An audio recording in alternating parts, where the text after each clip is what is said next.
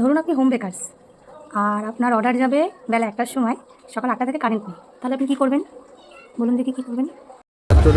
খুব অন্যায় হয়েছে। কিছুই না, আমার মতো করুন।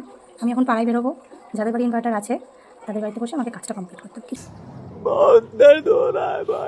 আজকে কেউ কেউ বলছে 4টের সময় আসবে, তো আমি কীভাবে কাজটা করি সেটা আপনারা দেখুন আর আমার সাথে থাকুন। আমি জানি না কতটাকে কমপ্লিট করতে পারবো, তাও আমি চেষ্টা করছি কমপ্লিটটা করতে পারি। আর তো বেরিয়ে পড়েছি কারেন্ট খুঁজতে, তার মধ্যে পাশের বাড়ি বৌদি গরমে মাথা খারাপ হয়ে গেছে। বৌদি কিছুগুলো কারেন্ট আছে, বৌদি লাঠি তুললো মারবে বলে আমাকে। আমার ভুল হয়েছে, ক্ষমা করে দেন। তো কারেন্টের জ্বালাতনটা শুরু হয়েছে, বৌদির মাথা খারাপ হয়ে গেছে দেখে আমি ওখান থেকে দৌড়ে পালালাম, কারণ লাঠি নিয়ে সবাই একটুখানি তুলেছি মারবে বলে, এবার তাড়া করবে আমাকে।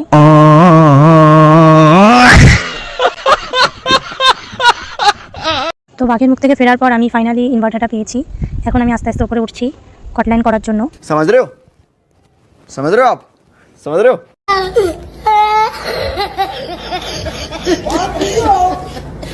গুটি গুটি পায়ে তো উপরে চলে আসলাম, কিন্তু আমার মা যে আমার কী মুখ করে, সময়ের কাজ সময় করিস না।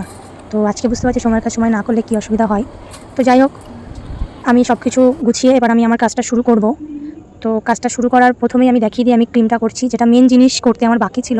সেটার জন্য মেনলি আমার কারেন্টের খুব প্রয়োজন ছিল, কেননা আগের দিন রাত্রিবেলা আমি ট্রান্সফারটা করে রেখেছিলাম বলে, তার জন্য আজকে আমি জাস্ট ক্রিমটা করে আমি রেডি করতে পারছি। না হলে যদি কিছুই না করা থাকতো তাহলে হয়তো অর্ডারটা আমাকে লাস্ট মোমেন্টে ক্যান্সেল করে দিতে হতো, তাছাড়া কোনো উপায় ছিল না।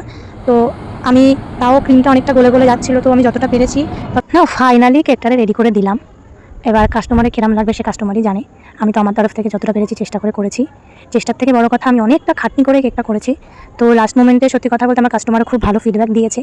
তো ও কতটা স্যাটিসফাইড জানি না কেকটা করে, বাট সত্যি কথা বলতে আমি খুব একটা স্যাটিসফাইড আমি নই কেকটা করে, কারণ আমি এই 4 বছরের এক্সপিরিয়েন্স থেকে বলছি আমি আরও বেটার করতে পারতাম। এর জন্য বলে ভাগ্য সাথ না দিলে কিচ্ছু হয় না। এমন টাইপের সুন্দর সুন্দর কেক নিতে আমার সাথে অবশ্যই যোগাযোগ করুন।